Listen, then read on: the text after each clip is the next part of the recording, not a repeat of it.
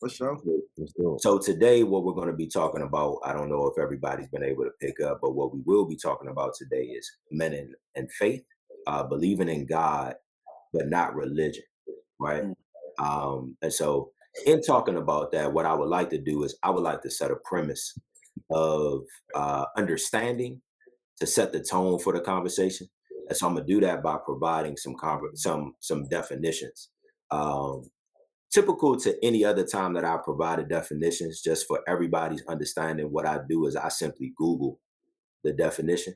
And so what pops up is what pops up, and what we then discuss that sets the premise. The reason why I do that is because for anybody out there listening within our community, that's probably what you're going to do. If you want to know something, you're going to probably Google it, and then you're going to go from there. And so, with that being said, I'll give you the definitions of faith, religion, spirituality, and church. So, faith is a noun, says complete trust or confidence in something, in someone or something, a strong belief in God or the doctrines of a religion based on spiritual apprehension rather than proof. Religion, again, is a noun, the belief in and worship of a superhuman power or powers, especially a God or gods, a particular system of faith and worship, a pursuit or interest to which someone ascribes supreme importance. Spirituality, a noun, Hmm. the quality of being concerned with the human spirit or soul as opposed to material or physical things. And last but not least, church, which also is a noun, a building for public and especially Christian worship, the clergy or officialdom of a religious body, a body or organization of religious believers. So, with that being said, we can go ahead and start the conversation. And the to start it off, I guess I would ask, where do each of us stand on the spectrum of religious or spiritual? Hmm. So let me ask my brother Colin, where do you stand on the spectrum of religious or spiritual? All right. So when you read these definitions, there was parts that I aligned with and parts that I didn't. So I can only go from my lens. So my religion, the part I connect with for the religion definition was where you said a particular system of faith and worship. So I'm focused on the system. Religion to me is a system. And spirituality, I agree with that definition, just being concerned with the human spirit or soul. Hmm. I think that I'm more religious. I think I'm more religious just because I think about who I am and I thrive in systems. Like I'm very logical. I need stuff to make sense and line up, and I need to be a system for that repetition and that consistency. Um, but I think I'm also spiritual. So I mean, I don't know if there's a spectrum and they're on opposite sides, which I don't think they have to be, but I think in the masses, like a lot of times people feel like you got to be one or the other. I'm probably like maybe 65% more leaning towards to 70% more leaning towards the religious side on that than the spiritual side, I would say. Okay, who you passing it to, bro? Yeah. That was tough though. All right, whoever got their thoughts and want to jump in, we just let the conversation breathe at this point. Yeah, nah, man. A couple of things, Joe. I'm really surprised, and I'm not going to say I don't agree. I'm surprised that faith is a noun. Very interesting that when I heard you say that was a noun, I was thrown off to be honest with you. So I'm gonna just put a pin in that. But I'm definitely religious, but and the reason why I say that is because I do definitely believe and a superhuman power. Um, Actually, I don't even know if it's superhuman, right? It's a godly power, right? That I do believe in, and that just comes from the context of believing in like history and data, and it has to be true, right? And just if you know your history, if you pay attention to different religions, then you understand that there has to have been a godly power that existed. And so I get anchored by that. And then in terms of spectrum, right, I definitely have a lot of spirituality practices in me, because as a Black person, my soul is, and my spirit is a number one, right, in this society. And so if you're asking me where I am on the spectrum, it's definitely more religious, but the subset of that is definitely high power spirituality. Respect. Okay. Yeah. Okay. Yeah, I definitely align with Colin on this, right? So, in terms of the four definitions you gave, which is faith, religion, spirituality, and church, I align with all of them. But there are certain aspects of each point that I truly align with.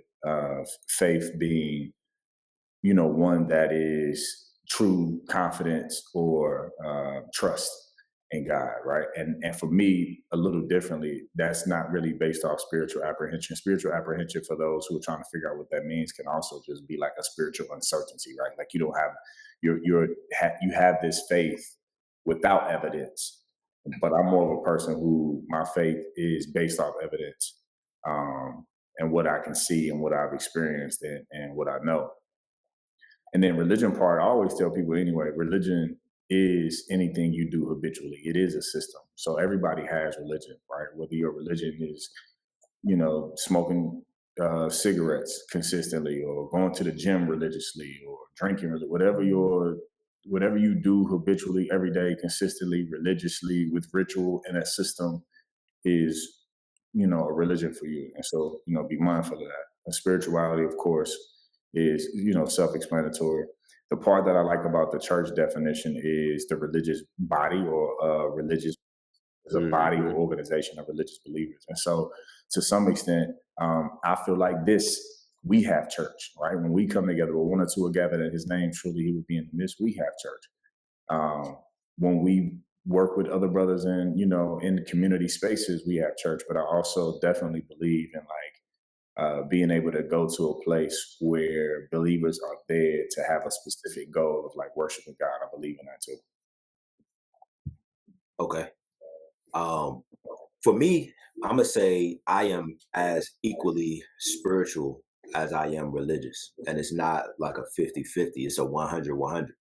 The reason why I say that is because I am a spirit. We all are spirits, right? And so, in understanding that, in addition to actually having a care and a concern for the human spirit, there's no way that I can't, discount the importance of me being a spirit and understanding that we all are spirits.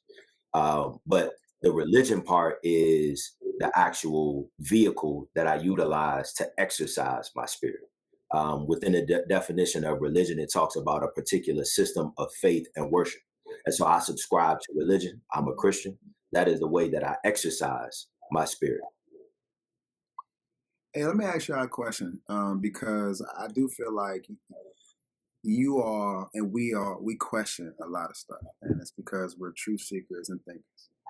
I want to put y'all in the mind frame of this. Let's say y'all was there at the beginning, and you didn't necessarily have a religion to choose from or a practice to choose from, and someone told you, just like Moses came and told like you would have believed the word, or you would have been questioning what to do. I think human nature, and that's all you see through stories of scripture. You're gonna Yeah, I question mean, it, but there were and that's some what people people that did. that some people that were just like, okay, and then there was some people that really, like your point, like question it. Like, honestly, do y'all think in that I haven't space? when I read scripture, I don't see that. When I read scripture, I see people that question. I see people that were provided proof and still went the other way. I don't see examples of people who was just like, "Oh, I Yeah, bet this is I a." agree with what Colin just said. What I got from what you were saying, Ali, more so beyond the questioning, is would you have been with it or would you have? Yeah, that's exactly what I'm saying. Yeah, but to Colin's point, It's- the followers were questioning, right? Every single day, I have questions. I think that the God that we all believe in, right? The one God, He wants us to question. That's the way that we work through. Yeah, I'm saying though, right? Let me ask. I'm making an assumption. So do you follow? Because I heard what y'all said in terms of what y'all do and what y'all believe in. A lot of it has a lot of context from historical, like, information and what you believe in, right? But erasing history, right, and knowing who you are as a Sean, you're a very rebellious person, right? So if someone's telling you the same information without you having no context or his historical, like, source of reference, to your point about, you have a hard time following, what do you think at that moment you would have followed, or you would have found yourself in the wilderness Yeah, towards it? You know what I mean? I would have, and I'm gonna tell you why. Because if I look at my life now, um, in that context, it would have been the same, right? You already said I have a rebellious nature. However, me being where I am now came through my experiential life, where God showed me that He was real. I've been in 8 car accidents, so that Mhm. could have been in 8 chariot accidents. I done been stabbed, right?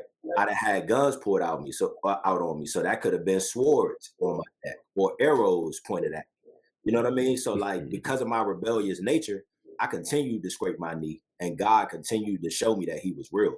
So when somebody would have came to me and began to speak the word, I'd have been like, okay, I still kind of got some questions, and I still might be that dude from Sea Pleasant, Jerusalem, right? Yeah, see Pleasant Jerusalem. But I'm gonna rock with you for a little bit. We gonna see what it's talking about. But it's going to take you. You will be the one it would take a while to pull. Like, it's some people, to your point, it'll be like, yeah, like, fuck, nah. I'm sorry. My mother told me stop using that when we talk about.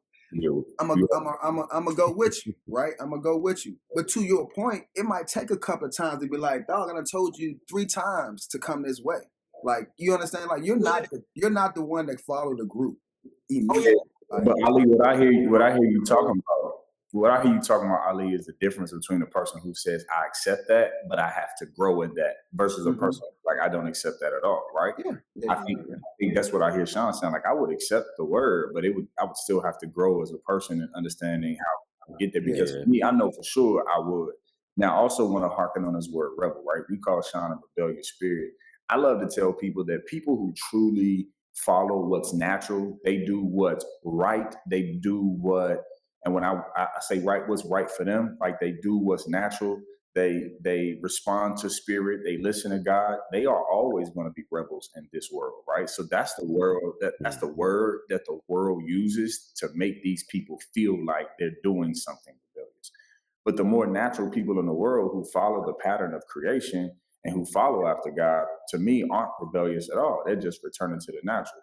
Now, for me, I love Abraham's stance on this in the Quran. Abraham basically says, man, the sun is such a powerful thing. I'm going to follow that.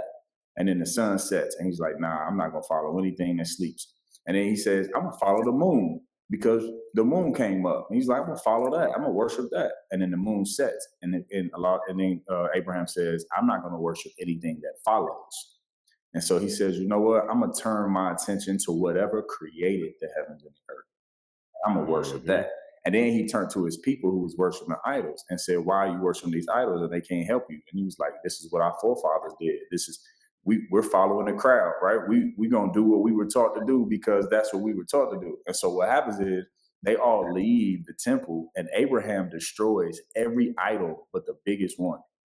And then when they get back, they like, who destroyed these idols? Abraham points to the biggest idol and says, he destroyed the little gods. He beat them all up. And the people go, bro, you know that's possible. Them guys can't talk, move, or do anything. Abraham said, exactly. So why do you worship Yeah. I would align with that one. Like I don't know what I would have believed, but I know I wouldn't have been sitting here worshiping no statues because my logical side would have just been like, that's dumb. Like, nah, that What don't about make you, them? Ali? sense. These mathematical calculations in the sky? Yeah, whatever that is. Let's What figure about out. you, Ali? Where would you be at? Yeah, I asked because I probably would be the one that's in the wilderness first, right? Before I'm like along with the path. And I would definitely get there. It would take me, and it probably would be intentional because I just naturally feel like my path supposed to be different. And so I would just naturally take a different course, probably, for sure. And I don't think it's anything wrong with that. But I'm not saying it is. I'm just in me knowing you, I think that you naturally taking a different course will still lead you to a convergence where you'll meet up with everybody else, right? And more than likely, me and you will probably be somewhere close to each other, helping each other to get there. 1000%. Yeah. That's exactly how it happened. So let me focus on your church, because I think it's going to drive some of where I want to go, right? So so the church definition that I align with, and I think a lot of people do, is a body or organization of religious believers, right? When I remember, I think the first time, probably not in a maybe young adult life, where you go back and you read scripture and like, oh, that hits different now that I'm a little more mature and know a little bit more. And I was reading through the books of Acts and like what the early church looked like. And that's all it is. Like, had nothing to do with going somewhere on Sunday to what they would probably just call a concert entertainment. You know what I mean? Like with all of that, but literally like, hey, we doing dinner over at Barber House. You know what I'm saying? Y'all need something, like, or like, hey, all the rich folks, like, hey, let's sell some stuff and make sure we take care of everybody in the community right quick. Like that was what the church is, right? And so I align more with that. So when I say church, that's what I'm talking about. I'm talking about a group of believers, just a spiritual body of believers. That's it, a community, right? So here's what, but in modern times, but not so current times. Modern times, but not current. Let's go back to the 60s. Let's go back to the 70s. Let's go back to the 50s, during that movement where seemingly, especially in the civil rights and the black movement in America, like the church community was strong. And there was very little disconnect with the church community and, politics and social movement and social justice, and supporting each other. And I feel like that's been lost. So I'm curious about how do we get from that to like where it is today? Because I strongly believe that, especially like you talked about earlier today, in the time, Ali, in the times we dealing with right now, like we need to get back to real church community. 501(c) status gave a lot of dictation to what churches could do and could not do, and to change their ability to be able to function as full operational spaces. But I think if we stay in the context of how we've defined church, right, and not necessarily putting any bureaucracy around it and red tape around it, and what Colin is trying to say, how we utilize church as a safe place, as a place of refuge, as a place to be educated, as a place to heal, and to find safety in groups, right? It's hard for me not to think about how so many people find church in prison, right? And it's like, well, why do they find church in prison? What is the cause for that? Or how much we had church in the 1600s, how much we had church in the 1960s versus now, right? Really, that's the question, right? And I'm attributing it to economics, right? Just part of it is economics, and it's the greatest. They always say money is the devil, right? And it's the evil, and it really is the greatest separator that you could probably utilize without utilizing religion directly. And I think when our people specifically, are in times, and I'm using this word deficit, right? Because this is something that rang up in a conversation we had. When there's a deficit somewhere, right? People go to church, and so right now, to your point, Colin, right? There's a deficit that's been happening.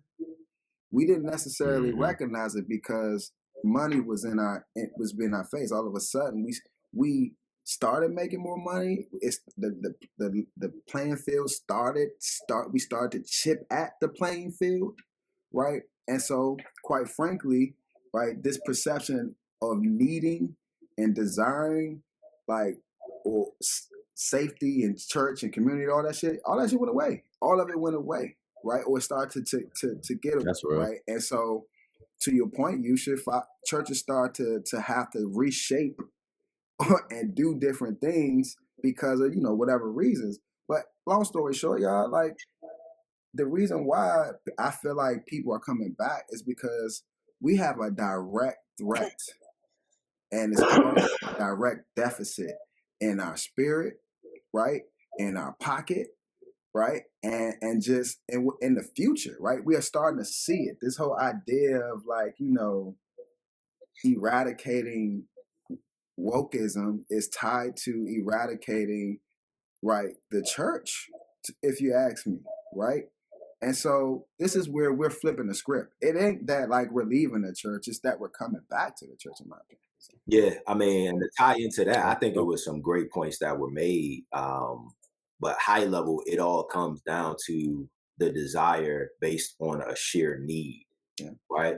And so, like, when we're talking about church, looking back at the definition, it says a building for public and especially Christian worship, right? But that especially highlights Christianity. It does not solely say that it is only Christianity, right? Because the church for Christians, you have the mosque for Muslims, you have the temple or the synagogue for Judaism, right? And there was just a sheer need where people found, the need for connection with the higher power, and continual practice. There was a need for community, and then within that became that quote unquote church in all of those different facets became the storehouse where you came to get your needs as a community, because all of the community was there and they were speaking about how we could band together, how we could pool our resources, who we could help, so on and so forth, right? And I think that where we are right now, we have gotten away from a feeling of needing it because we've supplemented that with technology. We've supplemented that with people gaining higher income. We've supplemented that with so many different things, right? And where we are right now, it seems as if we're in a good space, unfortunately, through some pain and through some struggle, where people are now starting to prayerfully migrate back because you understand the sheer power in that, right? So I'll leave it right there.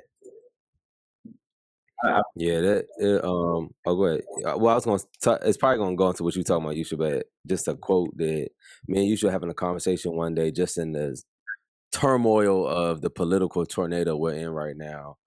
And, it's affecting all of our households personally right now. You know what I mean? But Yusha said, man, the glass half full moment he said was, man, I love this right now, especially for Black folks, because this when we come together and thrive in moments like this, so I'm just excited to see like what we gonna do with it, so he just kind of made me think about that in terms of like getting back to that spiritual community. But go ahead, Yusha. Yeah, thank you for bringing that point up. I went to the Natural Museum of African American History, and I saw this, and I knew we were going to have this episode, so I took this picture for y'all, right?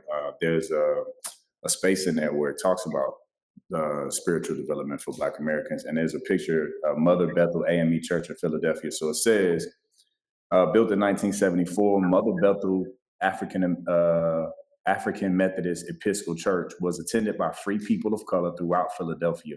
This church served as a safe place for many vital activities in addition to worship, sharing local news, mutual support, studying and teaching, and political organizing. Churches throughout the North and South provided an infrastructure for survival and promoted the needs of the African American community, including free and enslaved people. Now, there was also another passage I didn't get a picture of, but it talked about how the slaves used to have church every day. But what was church for them is that they had this space where Master allowed them to go, where they could gather together, but only for the discussion of religion. And so Master would only allow gathering. He would only allow come together Mm. if they were talking about Jesus. And so what they had to do was figure out how to use religious conversation, Jesus, songs, dance, they had to figure out how to use all of this as code for conversations about how to organize, help each other, and win. And so I think what we've lost is that what a lot of people have felt, and I think the reason why a lot of people left the church is because we lost the intentionality and the purpose of how we were not only using religion as a way to uplift our spirit, but to also uplift our aims and our goals community wise. Now, I did do research. 501c3 organizations are prohibited from certain political action. And so once the churches started getting on this Mm. 501c3 status, the thing that they were prohibited from doing is pastors and church leaders cannot, including in sermons, newsletters, or social media, cannot explicitly support or denounce a candidate for public office. Right? They can speak on political, social issues. They can conduct nonpartisan voter education and registration. They can lobby, but with limits. But they cannot openly and explicitly say we're rocking with this person. Now, there's some good in that, there's some bad in that, and everything. But I think what that does is it kind of put this thing on people, right? We're separating church and state, where it's like we just come there to uplift our spirits. Nah, this place was the place where we came to speak code and get in connection on how we were going to move together. Yeah, I feel like also there's an element of work that's missing, and consistency and discipline from my community. I think when you are economically at a disadvantage, there should be no time of comfort in terms as work and discipline and structure. I think it has been designed for us to relax in our work and our discipline and in our structure. And every time that happens, just take it as a microcosm in your own life, right? When you decide to kind of pull back a little bit, what happens, right? Your work that you previously put in, i.e., the work that you're putting towards getting closer to God and building community, it slows up, right? I think we need to make sure that we get into a place to realize that we're always going to have to stay disciplined towards the work towards God and towards His will, right? It's the moments where we feel like they give us these moments of like, you can relax, you can chill. You figured out how to make money in your sleep. You figure out how to get to God from your home. You figure out how to get all your needs a little more with less work. And that's never going to be the case for us. We're going to have to always work. And that's what it is. And we should rest. It's a Sabbath. Sean talk about it, right? There should be rest, right? But this idea that we could not work as hard as we need to is, I think, a part of the reason why so many people have decided to leave the church. When we get back to the church, I feel like we are, right? We have to maintain that posture of work. And we have to teach our kids and teach our community that, like, you have to work. And if you go to certain churches, right, who have never stopped working, right, if you think about churches who have never stopped working, the antidote has stayed the same, look where they are now, right? That's why certain churches can say, look where we've been, and now we can pay the bills for the dinner, because some churches never stop working now. Yeah. But let me, so I want to do a moment of clarity, and then I want to challenge something you just said, Ali. And it's not about you, but it's just something I hate about some modern churches. Point of clarity, because there's going to be some Bible scholar nerd out there that's going to try to light us up in the comments. I know what you meant when Ali said, they say money is evil and all that. I know what you meant. The scripture says that the love of money is the root of all evil, not the money itself.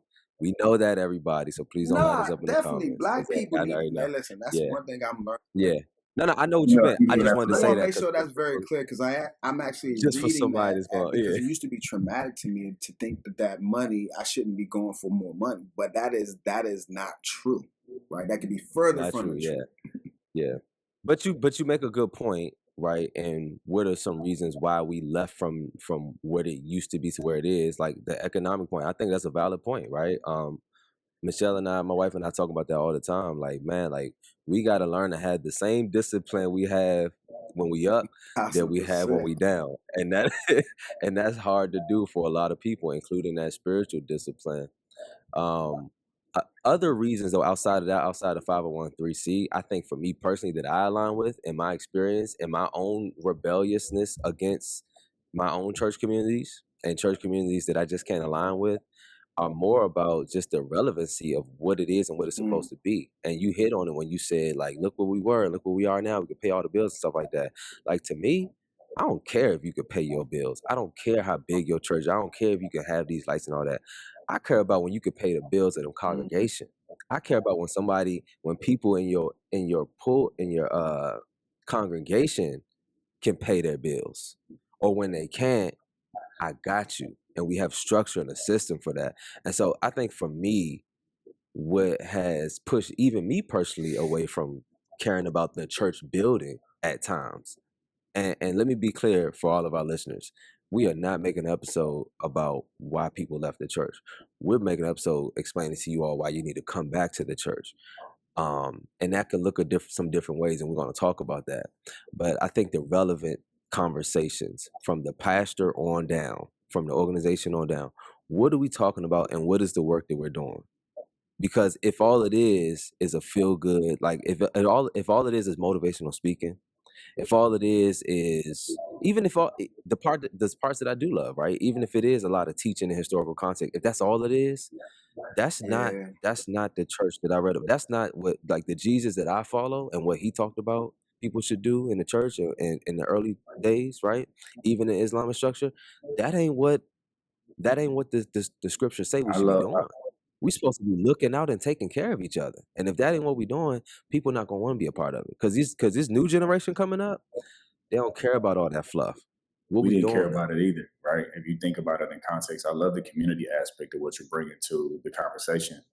Why do people leave the church? Because it still goes back to, I'm gonna bring in Maslow's hierarchy of needs, right? One of our needs as human beings is to have a place to be accepted, loved, and appreciated. And if you think about church for me, like, my father was a minister, so I had to go to church. My whole family was in church. You know what I'm saying? We was at vacation Bible school, Sunday school, all of that. But what really made me want to get up and go every day is because I had church friends. You know what I'm saying? I had friends that I wanted to get to church to see because we didn't necessarily go to the same school, and Sunday was the only time I could connect with my friends. And so essentially the church provided this level of like connection, emotional support, this place to like be with, people who resonated with me. And then we got something from it. You know what I'm saying? We went to the fellowship hall after church on Sundays to eat. You know what I'm saying? We did that most Sundays, not just on special Sundays. We went to the fellowship hall to eat. We went outside and played with the kids. And I think, what I see from church now is I do see a lot of churches now trying to create spaces for young people, but a lot of that got lost. And if young people, if people, period, don't have a place where they can look at the people on the pew next to them and be like, that's my friend, then you lose that, you lose that sense of community. And so, you know, I think the thing that's important to note though is like now we're the adults. We're the people, just like in our families, just like in every other space of our lives.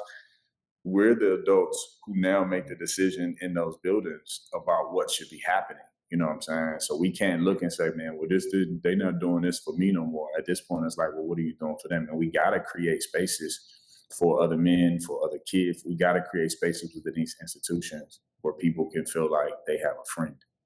They're welcome. That's real.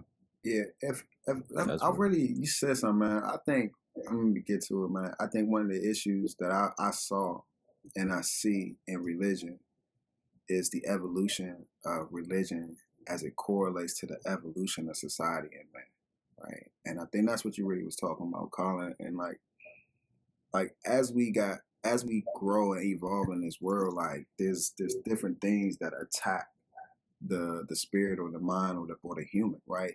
Mental health, relationship, right? Marriages, because back in the day, black people were getting married a lot at a much higher rate, right? I can assume that that's probably was the case compared to now, right? And there's probably a stubbornness, in my opinion, to the church that doesn't evolve or want to recognize some downfalls within our community in the past, right? Not saying now, right? In the past, we didn't address divorce in church, right? Because talking about divorce in the Black community, oh my God, right?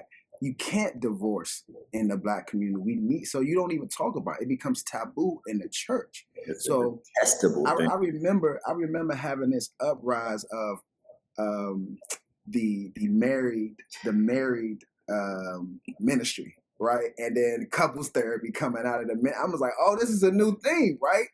Right. But by the time that came, it was so many people that had left the church, right? So I think again, my what I'm trying to say is, right, there was a stubbornness to the church, right, that didn't want to recognize how they had to evolve to address the same things that we still have to address and still will continue to address. So Yeah. what I love about what's happening to the church, right, is that the men's are widening, right, and the reason why I love it is because no matter what, the church will always be able to address, just as long as it's able to evolve. So. Yeah, which I agree. I mean, I think that you spoke to that before when you were talking about like finding a church that has quote unquote thrived over time and being able to pay their bills, so on and so forth, right? That falls in the same bucket as what you were just saying. It is a church, like what I say, a church that is never that is a truth teller, but is never beyond approach or reproach, right? Mhm. And so your lens widens, and then you are more accepting and understanding of the reality around you and what people are going through and what people are experiencing and how people identify, so on and so forth. And you allow them into the walls of the church. You begin to be able to pour out that truth, and then they find acceptance in that, thus also finding community because you've opened your lens, right? So yeah, I agree. Now, I got a homie right now, just last week sent me a YouTube link and said I would rather go here because they're not going to judge me for how I dress. In 2025, bro. Like, we have to get over, like, not we have to, I'm saying, but that's why people just had left, is because of these little things about, not being able to come as you are. I mean, I feel that, and I agree, but I think, and I feel like we have to have, much like God, we have to have a balanced system of what I call accountability and mercy, right? If you think about God in the First Testament, in the Old Testament, he was the God of wrath. You know what I'm saying? People get killed for pulling their semen out. You know what I'm saying? Like, he was a God of wrath. But the New Testament teaches that he's a God of mercy. He's instituted mercy for himself. Now, why is the mercy so powerful and potent and so important? Is because people know, he could destroy you, right? So without this idea of like he could destroy you, then the mercy wouldn't have no potency, right? And so you got to get wrath before you get mercy. Now, the way that's connected to the modern church is that there's a concept of like love and accountability in this case, right? Where the love is the mercy, but it's also accountability. We have to hold accountable. We have to hold people accountable to seeking the growth that allows them to level up, but in a way that doesn't make them feel judged. And that's a real thin line to kind of teeter on for folks, even in this community, right? If we consider ourselves to be a church, we hold each other accountable for how to function in space. Yeah. We listen and we don't judge, but we do sharpen. And so it's like, I hear you, bro. I love you. I'm not going to stop loving you, but you need to get that particular thing together. And we're willing to help you, but we can't watch you sit in that. And some people don't want to change. Like they like what you said, Ali. Some people got to go through the wilderness. Some people have to be the prodigal son because that's the path that God gave them, so that when they come back to the church, they can relate to other people who had to be the prodigal son. Some people leave because that's the path. Yeah, I think that's what's happening though. To your point, right? The church is getting, in my opinion, getting rid of those who are no longer noble enough to preach the word and putting people in the place that can really speak to his people in this moment.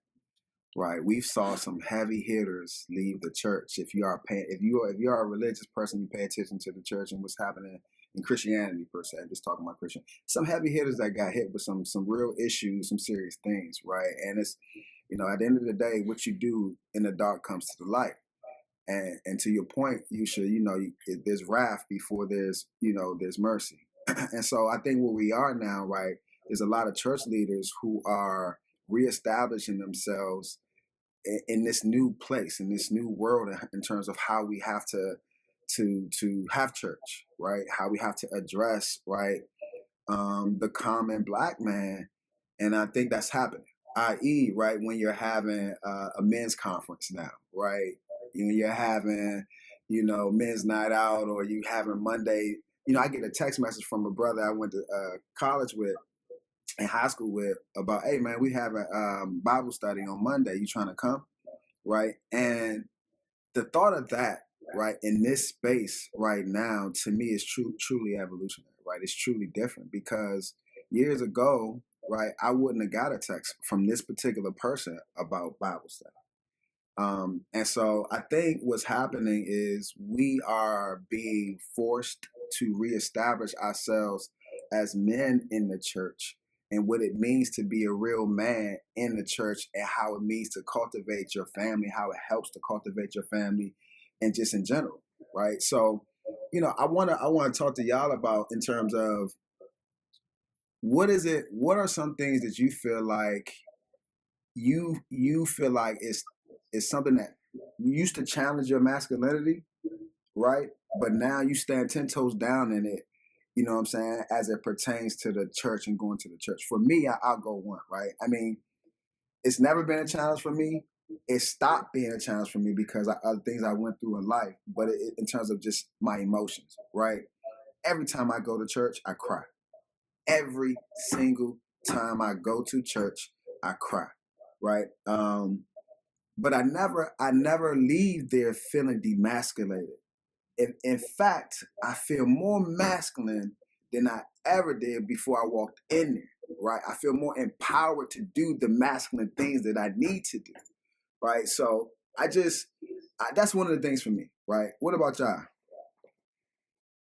Yeah, I know for sure, especially as it relates to tears. There were maybe 5, 6, maybe up to 7 years where the only time I cried was when I thought about God. That was the only thing that like made sense. You know what I'm saying? Like I never had tears of like pain or sorrow or difficulty. I even got into a place where I was telling people, man, I don't have no fear. I don't have no emotions. But if you got into a conversation about God and we start talking about the goodness of God, that's a space I could allow myself to shed tears, because those tears weren't necessarily tears of like weakness. Those tears were complete tears of like, man, without you. And plus, in my most difficult moments, in my most challenging moments, when it felt like I was abandoned by all human, and not abandoned in terms of love, but like people couldn't help, I was still able to make a way, and was able to make a way through specifically seeing the signs of God or hearing the voice of God, making decisions, and that pulling me into a different place. And so when I've had that experience with God, bro, it's like, bro, you can have all these tears because you can, but now, right, from a masculine standpoint, I realize that I could only give those tears to God because I could do that and not lose my manhood. Yeah. But now it's like, nah, it's changed. It's changed because I realized that, your wife ain't God, but your wife can love you in that way. And so all that was telling me at the time, right, in reflection, was I hadn't felt enough love from another space to felt like I could give tears of joy to it. And that's a misconception for men. Yeah. Sean, Colin, yeah. I mean, I would say for me, I use the imagery as it pertains to emotions of like a crayon box, right? And so when I was younger, I only thought that I had maybe 3 or 4, maybe 5 different colors in my crayon box. when the reality is that we all were designed with a box of 64 different colors as it pertains to emotions, right? And so how that translated for me, and to answer your question, is whenever I would feel something that did not align with one of those 5 colors that I had in that box that I identified with, I would shun it and, push it down, right? Speaking about like the crying, I'm not a crier, but I have grown to a place where now I can cry when I feel it, and I also feel empowered to cry because I know that that is one of the 64 colors and not the original 5 that I thought that I once had, right? It also prevented me from being able to be in a space now when I was younger, but being able to be in a space now where I can throw up my hands and sing and praise in front of people, right? And exalt my God in front of people, with no shame or without a feeling that I am not being masculine because I'm doing it. Yeah. I mean, I think a lot of things we tie to masculinity. I'm sorry, Colin, did you go? No, that's cool. But go ahead and finish your statement because my answer A may lot of things shift the discussion a a lot little of things bit. we tie to masculinity too is financial, right? If my financial situation or status isn't up to par, right? Then we feel a certain way as men.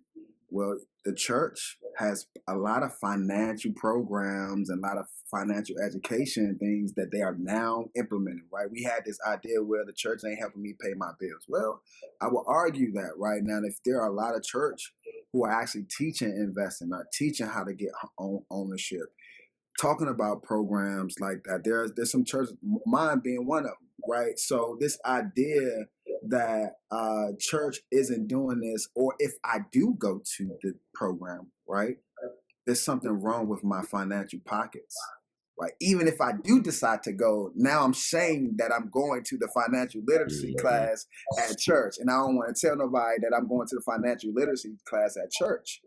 So what I'm really getting to is like church has evolved to a place where at the end of the day, if you're choosing not to go to church, really, like, it's more like your ego and our pride now in this society has to be removed, man, because it's no longer what it was a couple of years ago. It's really back to the way it in my opinion, to where it needs to be. Yeah, I mean, I would love to see the evolution of these religious spaces, church, mosque, synagogues, you know what I'm saying, wherever you go, you know what I'm saying, upon this rock, maybe I'll just go stand on the hill somewhere and praise. I love to see the evolution of it being able to come back. But I mean, what you hit on was very important. Like, how do you maintain your masculinity as a man when we know for sure in the past that the church whispers? You see such and such. It was so much shame. Like there was no space for sinners. You know, somebody told me something, and I can't reference who it was, but I do want to say that I got it from somebody else. And it's not really a very huge thing. It's just an introspective change, right? We don't pray and worship and read scripture and fast because we are holy, right? We do it, or because we are righteous. We do it to get righteous. You know what I'm saying? And so the church kind of has this thing of like, not, I don't want to say church, religious spaces will have these egoic moments where if people are not being righteous, they will judge them, whisper about them, talk about them, not give them the support. It's more shame, right? Use the word shame.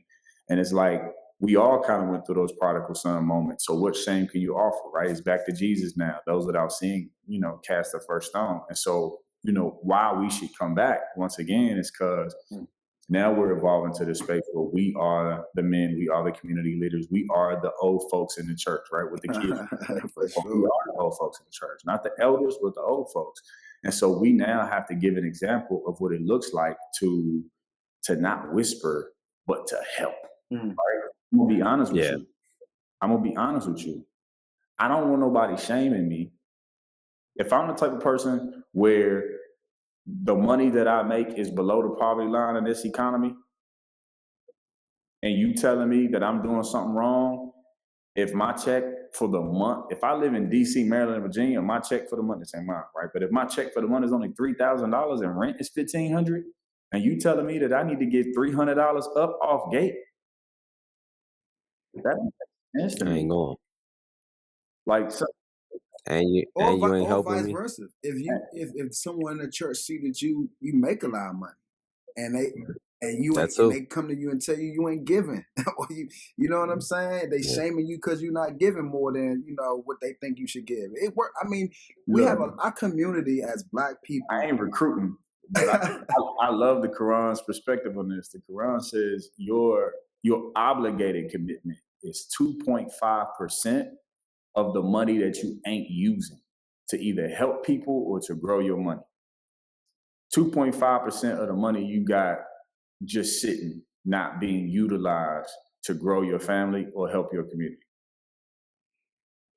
I want. Hey, so that. I Go was ahead, just Sean. gonna Go ahead. say I want to push back on that just a little bit, because, and the reason why I want to push back on it is because I think that there is further context that we have to acknowledge as it pertains to tithing specifically, right? So outside, because we were just talking about finances. Finances is an important thing for all four of us, at least, right? So we know what that is. However, there are different ways to tithe, and you tithe through your time, through your talents, and through your treasure, right? So the treasure is the financial part. But what about your time and your talents? And I think that we have to acknowledge that yes, you might be down in a certain area, but what are you doing in those other areas? I don't think that should be an excuse as to why you can't tithe, right? Because you could be in the parking lot ministry and help get people to the synagogue, or get people to the mosque, or get people to the church, right? You could realize that you were given a talent of speaking to people, or teaching people, or administration and project management, right? How are you utilizing that to better your church, to better your community? To your point, I wanna make sure that we are defining or trying to help, right, what that actually looks like, right? Because we have this, we're talking about church, but I don't, and we defined it as a building, right? But as we talk about church right now in this particular moment, and our community getting to a place of church, right? Are we only talking about showing up on Sunday to a building? Well, let me jump in because I ain't get to answer your question either, and I want to kind of tie some of this. Y'all are like affirming all of my thoughts right now at the same time. Everything you're saying. Um, you said I'm not recruiting, and then Sean, you made a comment, and I'm like, man, shoot, why not? You should recruit. Like spiritual community should recruit. Like Sean, you should recruit too. Because I know what spiritual community you're a part of, Sean, and I personally think that your spiritual community is leading the way in the direction of us getting back to a strong spiritual community that we need to, where you're not judged and where we do have opportunities for you, right? I know in the same way I find value in a lot of your beliefs and the teachings of the Quran. You should. So like, why not? You should recruit. I think there's too much inside the four walls and not enough outside. I think there needs to be both, right? The goal of the work that we do outside the four walls should make people feel welcome to come back in the four walls as well. You know, we hear it cliche a lot, especially in the Black church. Like the church should be a hospital. Church should feel like a hospital. So what are we doing to make sure that it doesn't look? I remember when in my earlier 20s, early mid 20s, I had the opportunity to return to the home church I grew up in, to serve alongside my wife as youth ministers, youth leaders running the youth ministry. And I remember there was a guy that came in that wanted to join. We're trying to get volunteers, we're trying to get the numbers up so we could do more work. And the guy wanted to join and help out.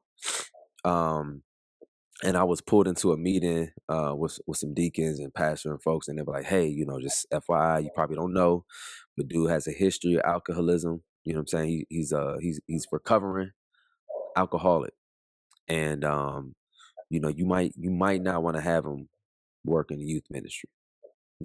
And I remember in that conversation, remember how excited he was and how eager he was to work and volunteer. And in my mind, I'm just like, okay, so what we got for him then? You know what I'm saying? Because like this dude is struggling. Like we're acknowledging that he's struggling. What are we doing to help this dude? What productive work are we giving him to attach to? He's looking for something, you know. And if it's not this with boundaries, then what else is it? What do we have for him? Don't just throw. He don't want to do parking lot security ministry. Like he likes working with young people. That's what he wants to do. How do we infuse that for that guy? You know. But what I will say is that Yusha, I felt extremely convicted. I felt extremely convicted when you said it's on us now. And then you affirmed it, Ali, when you brought up the masculinity side in terms of like what does it look to be the spiritual leader of your household and your community. Um, you know, I think I do a decent job with that at home. But what I thought my picture of what it meant to be the spiritual leader, especially of my household, and what I'm realizing it is now, as I'm working, especially with my kids, growing up and being a little more curious, it's by example. You know, it ain't about where I drive you to once a week. It ain't about what I make you watch and read and listen to. It's letting them see what my relationship looks like with God and with people in real time. And then when they're having those conversations, like discuss that with them. And that's what I'm seeing happening, and that's my push to our listeners, and why I think like, hey, y'all, come back to church and come back to church community, and then to tie in with where you just left it off, Ali. Um, the four walls on Sunday aren't for everybody. Just like college ain't for everybody. You know, it's not for everybody. Um, and maybe for you, like you can get with it sometimes, but that ain't for you everywhere. Maybe your thing is, and a lot of church communities, spiritual communities are doing these small circles and stuff now. Maybe you just need to find a group like this that you get with once a week, couple times a month. Maybe you just need to join an organization that does some community service that's faith based that you can connect to and learn from, but you want to do this work with some other brothers and some sisters, right? Like like I said, like this is a church community. What we all needed. You know, our sisters still standing. They on the morning live every day. It be church on there a lot of mornings. You know, so I do think expand and open your mind to like, hey, don't, because you don't fit in this traditional four wall on Sunday box, don't let that be you don't do nothing at all. Like find what your spiritual community is, and then step up, man. I'm talking to you, man, and then be a leader in that, right? Because when I hear like, yeah, invite me to Bible study, I want to hear, hey, invite me to this conversation we having about the current political storm we're in right now and what we need to be doing to prepare for what's to come. Like, invite me to that, right? But now I'm feeling convicted to be like, nah, we just need to create that, or I need to do that. 'Cause if I feel passionate about that, I need to be the one to lead that charge, and that's my challenge to all of our listeners right now. Like let's get to that. Wow, yeah, Completely agree. that's powerful, man. I want to add one last thing to that. You mentioned what we all needed, and I think we have to always remember as Black men, right, and as men in general, we're always going to need to work and be the spiritual leaders and providers in our household. It was made to be that way. And I want to encourage us when we're asking ourselves, well, why do I need community? Why do I need church? If you don't, right? If you don't, your spirit, your household, your family, everything will be running in a cycle versus being elevated to a point and getting closer and closer to your goals and to God. So, and every time you're finding as to why I should be doing this or why am I doing this, I don't have to do that. You're wrong. It is what you need, right, in order to elevate your community. So, yo, this is. I want to give some real quick, Ali, before we transition. Titus 2:2. And then Titus 2:6-8. It says, older men are to be sober-minded, dignified, self-controlled, sound in faith, in love, and in steadfastness. Likewise, urge the younger men to be self-controlled. Show yourself in all respects to be a model of good works, and in your teaching, show integrity, dignity, and sound speech that cannot be condemned, so that an opponent may be put to shame, having nothing evil to say about us. In relationship to what you said, I just wanted to give that scripture to continue to urge us as being the older men having this conversation, that it is now time for us to improve the way we move, dignity, self-control, et cetera, so that we can be the leaders that we need to be. Cool, man. Yeah, let's be it. Let's be it, brothers, right? This is a charge to us, right? This is why we're doing it, right? We will be leaders, right? We got some super dope things coming through this season. Next month, we'll be leading the charge in terms of bridging the gap between the man and the woman. So I'm really excited about the work that we got in front of us and the work that we're doing and what we all needed. Yo,